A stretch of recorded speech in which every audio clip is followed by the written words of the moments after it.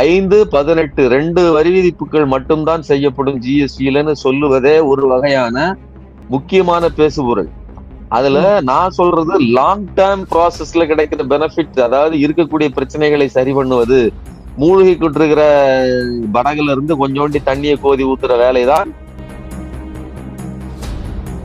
இன்னைக்கு அவர் சொல்றாரு, நாங்க ஒரு பெரிய வலுவான எக்கனாமியாக 5வது பெரிய நாடாக இருக்கிறோம் அப்படின்னு பேசியிருக்கிறாரு. இது ஆனா ட்ரம்ப் ஒரு வாரத்துக்கு முன்னாடி, ஒரு 10 நாளைக்கு முன்னாடி என்ன சொல்றாரு? செத்து போன எக்கனாமின்னு சொல்றாரு. ரெண்டையும் ஒப்பிட்டு பார்க்கணும். இன்னொரு பக்கம் காந்தியினுடைய ஜெயந்தி அன்னைக்கு RSS காரை சேர்ந்த ஒரு பெண்மணி துப்பாக்கி வச்சு காந்தியோட நெஞ்சில சுடுது, பொம்மை தயாரிச்சு. அது அவருடைய தனிப்பட்ட கருத்து. இதுதான் அந்த RSS இந்த பிஜேபி செய்கிறது என்ன?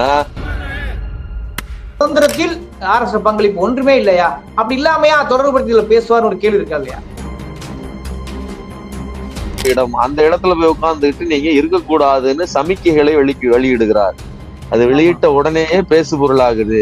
அப்ப இன்னைக்கு மோகன் பகவத்தையும் RSS-ஐயும் இவர் போற்றி புகழ்கிறார்னு சொன்னா இந்த மியூச்சுவல் இதுதானே தவிர RSS சொல்கிறதை இவர் ஏற்றுக்கிறதுக்கு தயார் இல்ல. आज मैं बहुत गर्व के साथ एक बात का जिक्र करना चाहता हूं। आज से 100 साल पहले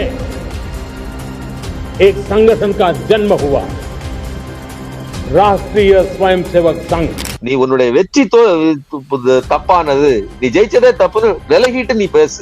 65 லட்சம் பேரை தூக்கு, உனக்கு தைரியம் இருந்தா. அது மம்தா சொல்றாங்க. இப்படி பல்வேறு விதங்களில் இவங்க அடி மேல அடி வாங்கிக்கிட்டு இருக்காங்க.